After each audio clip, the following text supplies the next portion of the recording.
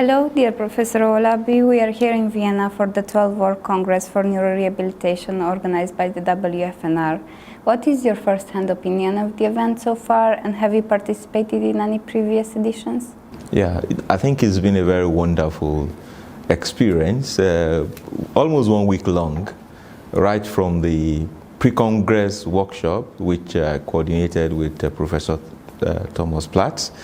We had a book, the WCNR Clinical Pathways, which we used for the teaching course, and it was well attended, and it was really empowering people by disseminating education, by disseminating information which can help people to acquire skills, even though remotely. Those who participated in the course, they can take some exams and get some certification. But beyond that, all the plenary sessions have been extremely fantastic.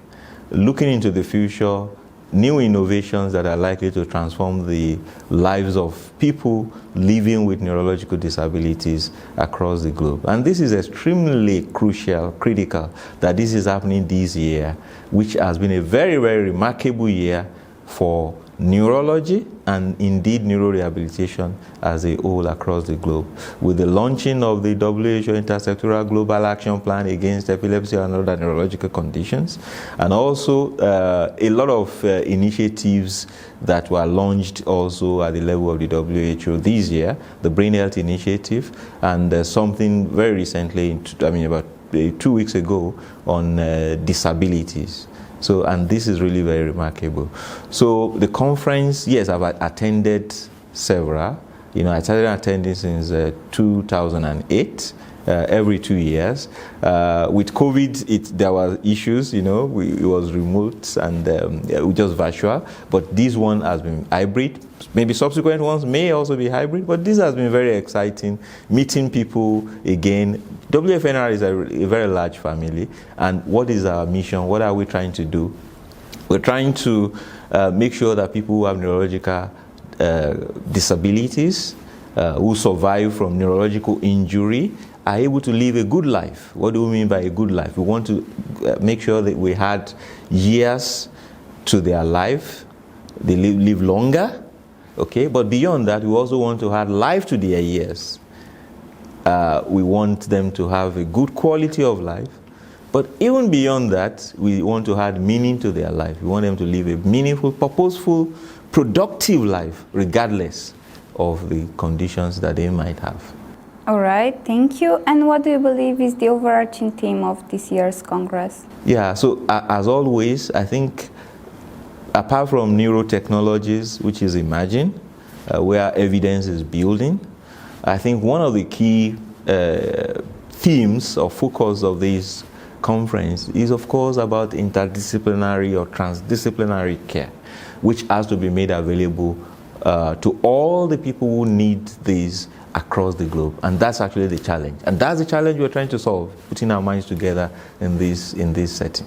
From your perspective, what is the role of hybrid multidisciplinary events in developing neurorehabilitation research and practice, and what other avenues are worth exploring? Okay, well, neurorehabilitation by its nature is multidisciplinary, or better still, interdisciplinary, or best of all, transdisciplinary. Why is that? Many patients who have neurological disabilities do not have just one or two. Some have multiple.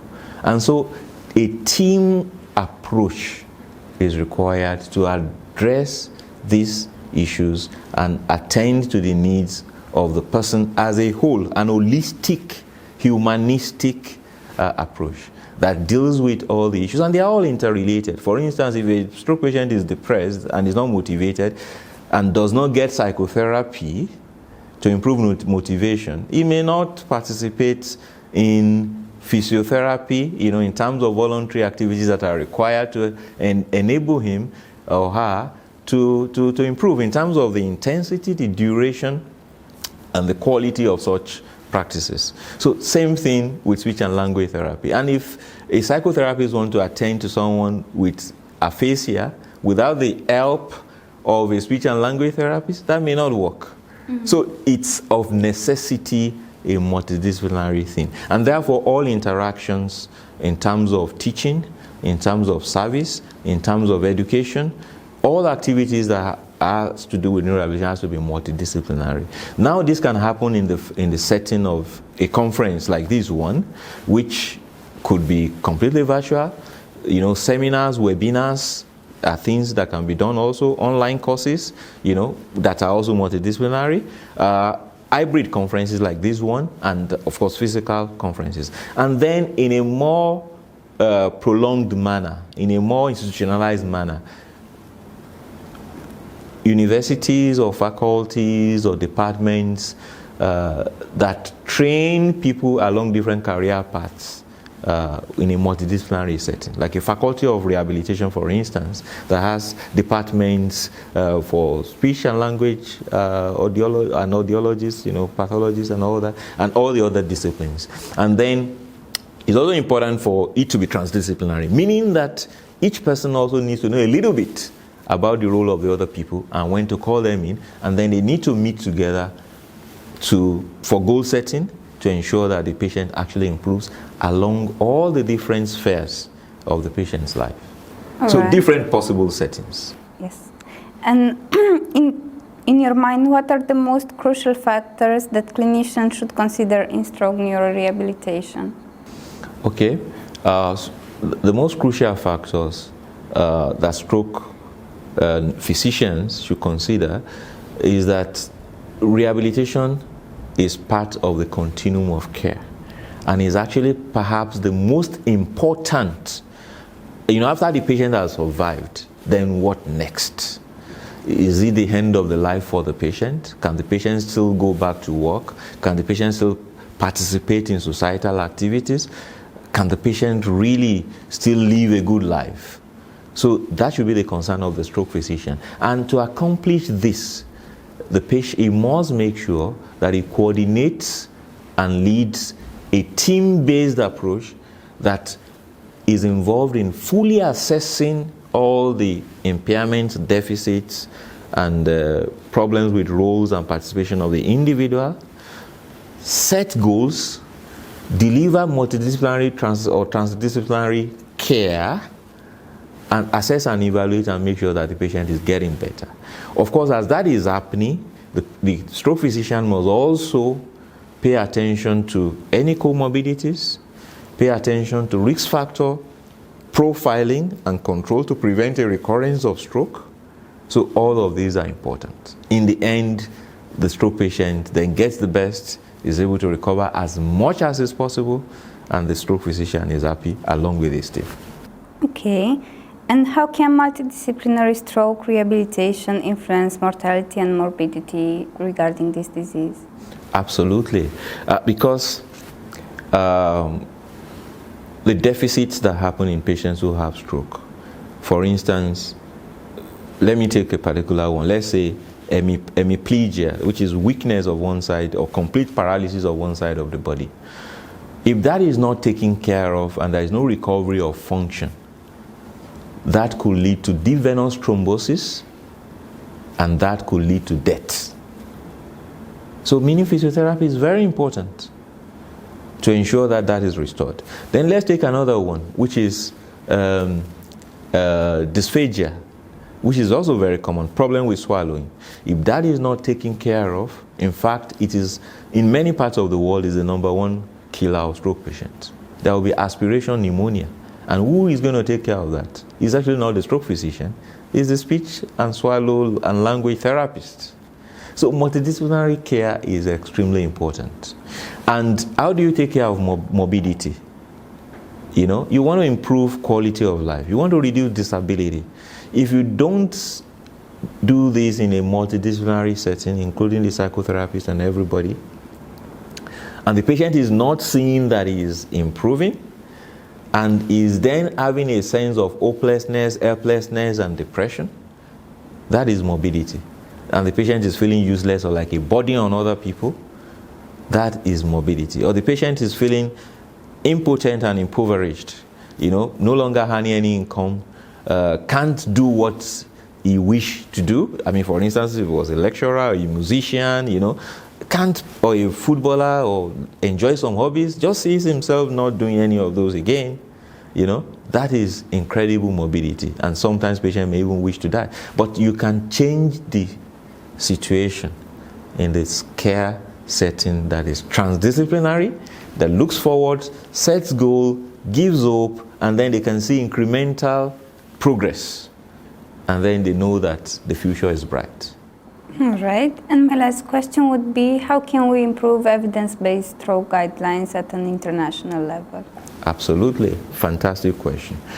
I would like to start by saying that stroke rehabilitation, compared to acute care, is under-resourced and under-researched, under-investigated, Meanwhile, it is extremely critical as one of the major pillars of the stroke quadrangle. There are 4 pillars of the stroke quadrangle: surveillance, prevention, acute care, and rehabilitation, which is actually chronic care that stays longer.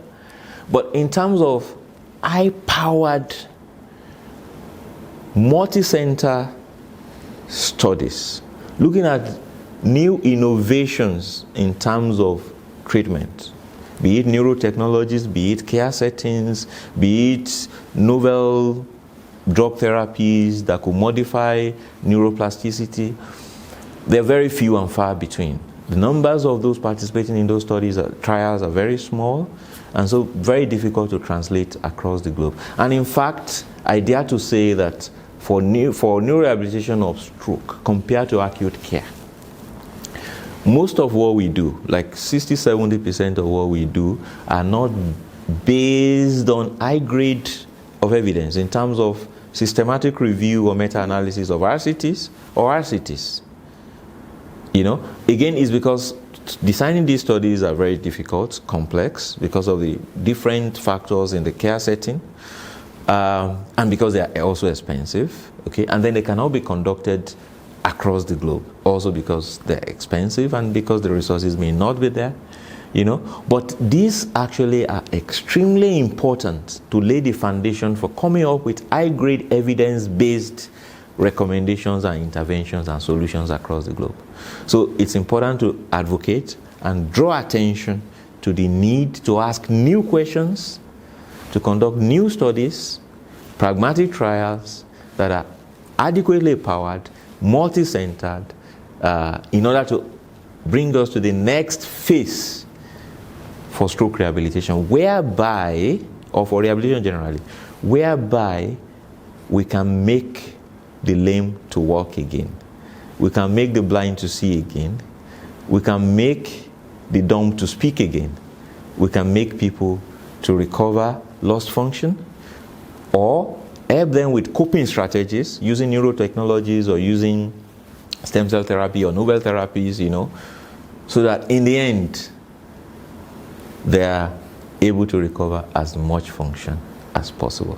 But that requires a lot of attention, a lot of resources, a lot of energy, a lot of effort. Thank you very much. All right. Thank you very much for the interview, and thank you very much for being here.